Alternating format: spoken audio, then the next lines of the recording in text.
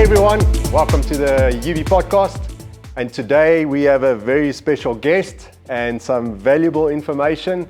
We've got a list here of our clients. We've got a bunch of guys doing the roof for the first time ever. And suspension is a big topic. So we're going to chat about setup and why and how and when. And you guys are in for a treat. Justin, welcome. We've got Justin here from Shock Logic. He's a WP dealer. Thank you so much for coming. Thanks for making time and sharing your knowledge. We are very excited. Cool, thanks for having me. I mean, it's an absolute treat. I mean, we're always glad to get invited to these sorts of things and, try and get to the bottom of what people want to know about suspension and some of the things they struggle with. It's very easy for us when we're involved in the racing, firsthand and sort of tunnel visioned on performance and focus and winning races and championships to forget about some of the fundamental questions that your average rider needs to know, or we don't quite, always have the answers for straight off the bat. So, yeah, we thought it's a pretty good idea to put something together like this. And as I say, speak to some of your customers who are doing the roof this year and get to some of the nitty-gritty of what they want to do, what they need to know about suspension. Well, we've got all these questions here. We're going to dive into them. We're going to discuss each topic one by one to give you guys a clear indication of what to do with suspension and why. So Justin, I think let's jump on the first one. Quite an awesome question. I mean, this is very important. Why are spring rates so important and why? Okay, well, there's a couple of basics when it comes to suspension. And when it comes to spring rates, ultimately what the springs are doing are holding up the weight of the bike and the weight of the rider. So obviously, as bikes are manufactured, they have a sort of a reference point of what they consider an average rider to be.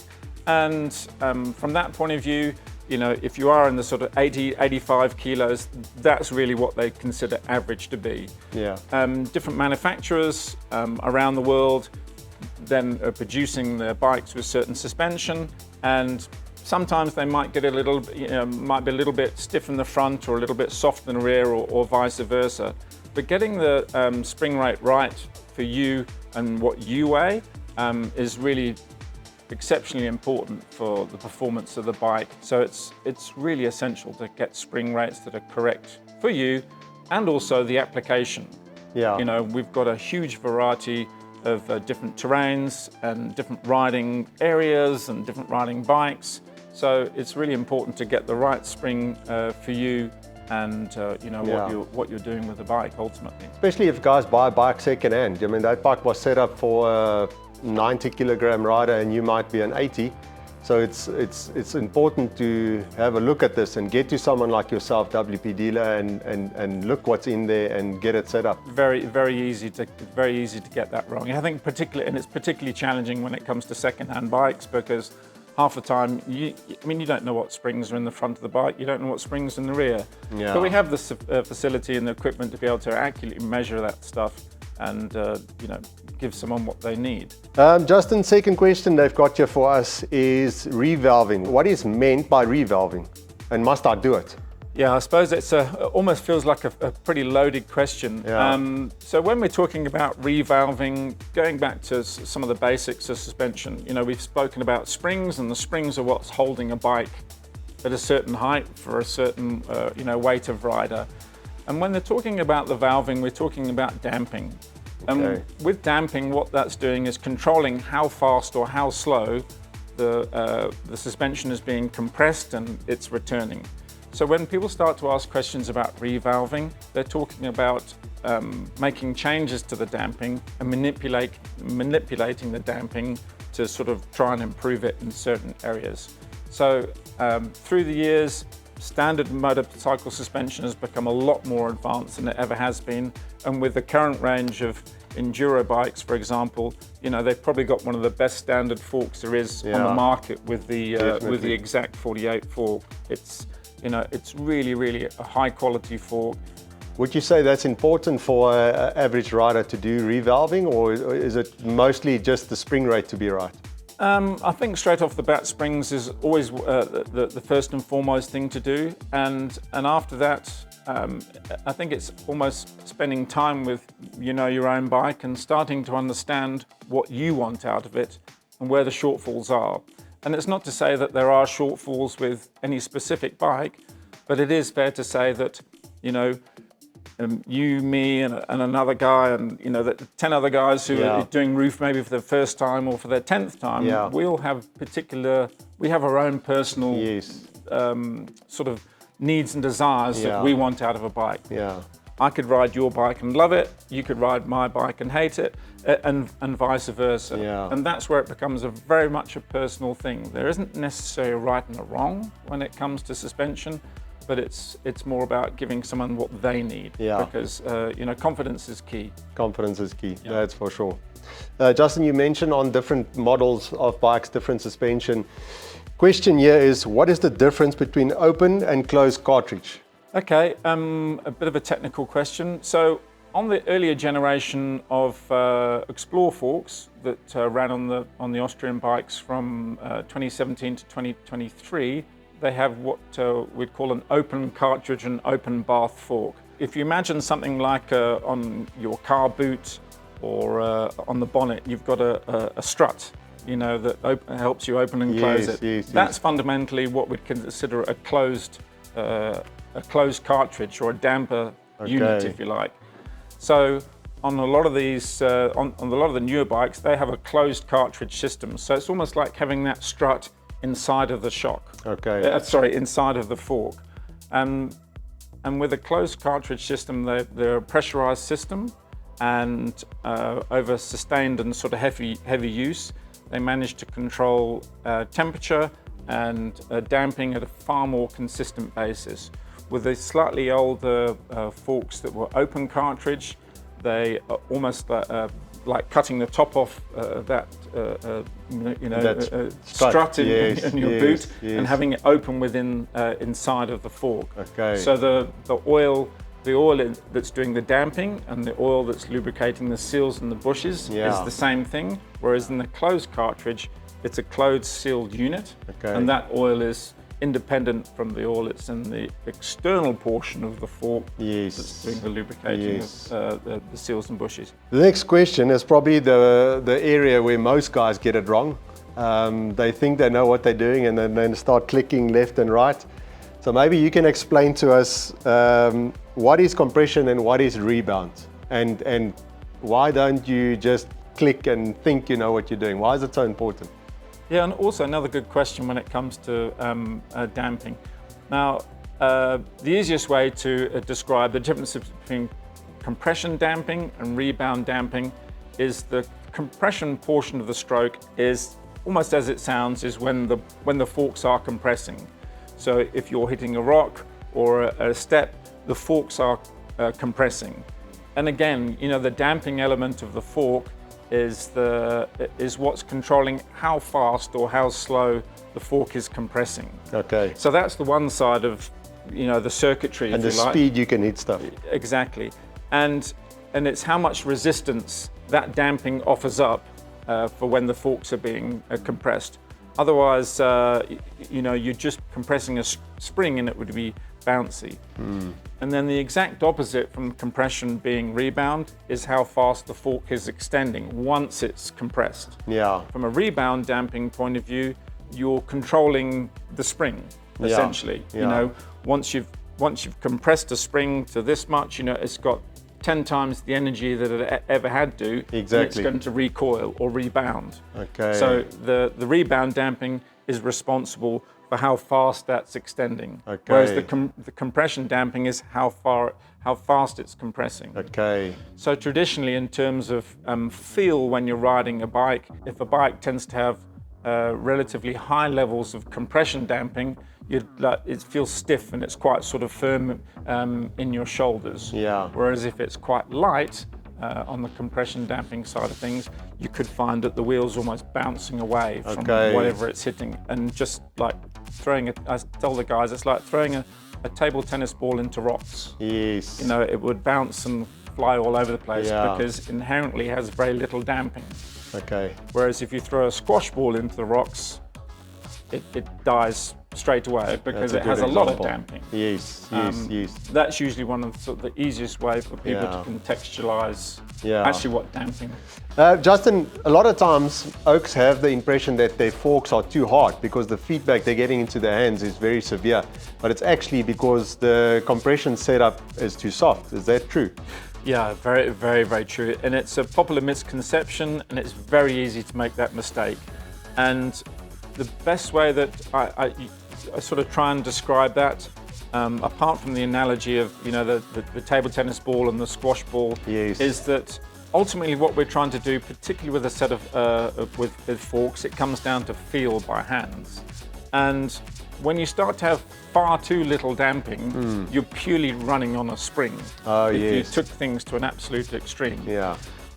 And the feeling that you would get from purely running on a spring and having very little damping, the fork would dive a lot under braking because it has very little control. And in rock sections, you'd find that you'd get a lot of feedback to your hands that's quite sort of jarring. And it's purely because every time you're getting an impact on the front wheel over a rock garden, so the front wheel is actually moving away. It's actually deflecting away. And it was one of the issues that we sort of had with some of the earlier bikes, that the suspension would do that. But it is very, very easy for people who they want a softer ride to start going out on the compression adjusters with the intention of getting a softer, more comfortable ride. But it doesn't matter at what level of ride you are, guys get that wrong time and time again. And I actively encourage any guys, any people that we're doing suspension with, is never, ever, ever be afraid to go firmer on your compression damping, because you will be blown away. By 9 times out of 10, that's quite often the approach that you need to take. Justin, I'm sure this has happened to you and a lot of other guys out there. You get to the race, you take the bike off the trailer and the forks are popped. That's the term they use. Question here is, how often should I service my suspension? And maybe explain to them what happens when a fork pops. I suppose popular misconception, forks don't pop. They also don't, from heavy use and big impacts, generally they don't pop. The architecture of a modern fork seal is the more internal pressure that you put in it, the more sealing it's actually doing. And it's the same with tying your bike down on the trailer and releasing pressure. Not at all. The more pressure that the fork has internally and on the shock, the harder that seal is actually pinching onto the shaft. So from a service point of view, it's quite hard for us to necessarily dictate how often that you must be servicing your suspension because it's quite subjective. But a lot of the guys who are riding enduro, cross country, motocross, on a regular basis, 40, 50 hours, and you're already sort of at the peak of where performance is starting to drop off. And there's no other reason than oil over time breaks down. It's hygroscopic, so it starts to absorb moisture. And you've got particulates, you're wearing bushes inside the suspension that are all wearing. So generally you're fine. And then also you can spray with a bit of a silicone spray and give a wipe down on the fork. Spraying on a cloth and wiping down the stanchion with either some silicone spray or some sort of multi-lube, just gives them a sort of an easy time. Extra. No, seals, generally they don't pop. They don't pop. Justin, we've spoken about how important the right spring rate is for you. I see this question is also very important. A lot of guys don't know that. Most of the models, they come with different levels of settings for the forks. And this question says, how does fork position, oil volume affect their handling? Maybe you can explain that for them. I think that combined with other popular questions like sag or the ride height of the bike are all really relevant. And I think going back to questions about settings in terms of compression and rebound and ride height and these sorts of things. And what we have to remember about any kind of motorbike or any kind of like racing vehicle, if you like, is that we're kind of setting it up for ourselves, what we want and what we like out of it. So different people stand, sit, sit far back, sit far forward, stand a lot, so on and so forth. So the reason why all the suspension is adjustable, and the reason why the chassis are adjustable from a preload point of view, from a ride height point of view, from a fork position, is to fine tune it for you.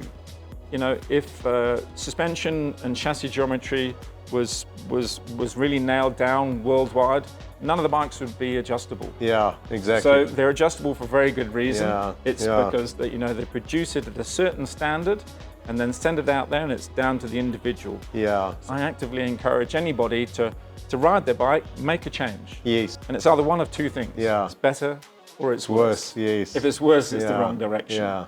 This next question actually ties in with what you said now.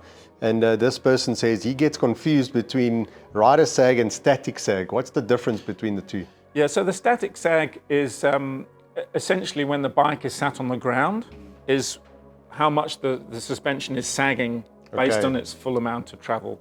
So on most of these bikes, that could be sort of 35 mils plus or minus in the rear. And your rider sag is when you've got the bike sitting on a stand like this, and let's say you measure from the fender to the axle and call that your 0 point of when you're standing or sitting on the bike, of how much that suspension drops by. Okay. And as I say, a general guide, you're usually just over 100 mils, being 1/3 of the way into your stroke. So the important number at the end of the day is your rider sag of how the bike is going down the road, if you like. Yes. It's not the easiest thing to measure sometimes, because you normally need a second person to help you and balance the bike. And again, I can't stress this enough, it's a reference point. Yes. It's not to be you mustn't fall on the sword, and it must be 105, 106, 108. Not at all. Yeah. It's one of those things that you as an individual, let's say you start off at 105, you go and ride for half an hour, lower the bike by a turn, ride it, raise the bike by a turn, and one of those three is going to be, okay, that's what I love, that works for me. Yeah, and I can vouch for that. A lot of times, I mean, I've done setup with you plenty times, and in my head it should be a certain amount, and then you would make changes. I would ride, come back, change, ride, and so on. And once we get to a setting where you're comfortable and you really could hit stuff hard, you go back and look, it's a total different setup to what you thought it should be. Now that's actually interesting you sort of say that, and that's where static sag comes into play. Okay. So let's say we've gone out testing, and always the good thing about it, if you have the opportunity to go out sort of testing with someone, and you'll know when we've done it before, that you'll give me the feedback and we'll make changes. And I'm necessarily not going to tell you what those changes are. Exactly, yeah. Because if I tell you that it's harder, it's softer, it's higher, it's lower, or whatever, you haven't pulled out 10 meters and you're already preempting it, and you're already thinking about that. Yeah. So when you start to do it blind, where you're just trusting your instincts are never wrong. Yeah. When it comes to suspension, Yeah. you know what you like. Going back to the question about the sag, when you make changes up and down, then you can come home and then you can measure your static. Yes. And you say, right, my static is now 33. Yeah. I know that's my number. Yes. 33 is what works for you. Yeah. Very That's valuable. because it's consistent, because when the bike's on the ground, the bike's on the ground. Yeah. It's the easiest thing to get consistency out of. Yes. Justin, you mentioned earlier about fork seals, cleaning them out. There's a question here, should I lubricate my forks with grease? A lot of guys recommend taking the dust cover off, packing grease in there. I mean, is that something to do? Yeah, I think we went back to that with with fork seals and them blowing. When we assemble forks from a service point of view, we run a thin layer of grease inside of the seal. Okay. I wouldn't grease the seals externally. It just ends up being a magnet for dust and dirt, and that turns into grinding paste. Warm soapy water and spraying something on a cloth and then giving them a wipe down, not necessarily spraying all over the bike, because we have a lot of dust and like riverbed silt. Yes. Eats into seals quickly. We've got porcelain in a lot of the riverbeds, and a lot of these really abrasive dusts that when they get into fork seals, it turns to concrete and they'll leak in a heartbeat. Yeah. You clean that out and they'll be Fine. good for 20, 30 hours or another 6 months. Yes. If you're lucky. Yeah. But just keeping the tubes smooth and free of nicks and burrs is the key to getting good lifespan. Out of your fork seals. Justin, last question. I think this is quite a valid question. I mean, even me racing all the years, you think, factory rider, they've got something that you will never ever achieve by setting up a bike. And I mean, this question here is very relevant to this year's Roof of Africa, being part of the World Series and all the top riders are coming here. Factory rider suspension is so good. Why? And what am I doing wrong not to get it to that? I mean, maybe you can answer that. Not being a factory rider myself, it's pretty hard to answer it from that point of view. But what I can say is that when people watch the Billies and the Mannies, Johnny Walkers, I suppose what you have to realise is a couple of things. That apart from them as technically supreme riders, the hours that they are investing in suspension setup with top level technicians, manufacturers and so on is massive, is absolutely massive. So when you watch someone like Billy in Endurocross, for me, it's just exceptional. And Johnny the same. And the one thing I would say, they hit those things. You know why? And it's ultimately actually what the cream of the cream on the cake, if you like, for suspension. And there's one word that defines why they can do that. It's confidence. It's nothing more. It's almost as simple, but there's a lot to it. But they have absolute supreme confidence in their equipment. It's just absolutely undeniable. And I can promise you now, after running my own business for the last 20 years and working in motorsport for 35 years, the one thing that it defines you in terms of your performance is confidence. And if you think about any of the large manufacturers with professional teams, they've got dedicated people who are purely doing that day in, day out with one rider. And I couldn't say how often they're necessarily making changes. But you can bet your bottom dollar that every race for someone at that level, every race they'll be going to different setups or refined. You should be able to. Just a little bit and a little bit, and sometimes you go backwards. But in principle, what you put in is what you get out. And that doesn't necessarily it doesn't necessarily answer everybody's questions when it comes to sort of what do I do for roof and so on and so forth. But from a professional point of view, they're putting a lot in. A lot of time. And I think maybe what could be it's quite challenging about something like the roof. I've never ridden the roof, but I've ridden the terrain a fair amount. And when you look at other events during the sort of hard enduro sort of world championship, the roof is a little bit different. There's distances involved and there's speeds involved. So it has that sort more classic enduro sort of environment. Average guys can't ride Manny's bike or a Billy's bike because they don't have that sort of skill level, fitness, strength. I mean, look, like Wade and these guys. They're monstrous guys. They're huge. And they do it day in. That's what they do. Day in and day out. So, but they've refined and refined and refined their setups that works for them and give themselves the most opportunity to go as fast as they can for as long as they can. But it's a challenging environment and one that we look forward to, with open arms every year. It's exciting times. Sure. Justin, this was amazing information, and I think a lot of guys out there doing the roof, they're going to take from this and do their last little bit of a setup. They don't have much time left. But I'm sure what they gather from this is valuable and apply it to their roof and hopefully get to point A to B a lot quicker. Justin, thank you so much for your time. Thank you. We would like to give you a little something from the UB team. Thanks very much. Just to say thank you. That'll help. And we look forward to seeing all the guys at Roof one way or another, and drop us some questions if you have them. Otherwise, we'll see you on the trails one way or another, and looking forward to a fantastic Roof, and welcoming all the international riders and teams here. It's exciting times ahead. So we can't wait. Look out for Justin in the pits if you guys need any questions, answers, help. He's always willing to help. Thanks, Justin. Thanks again.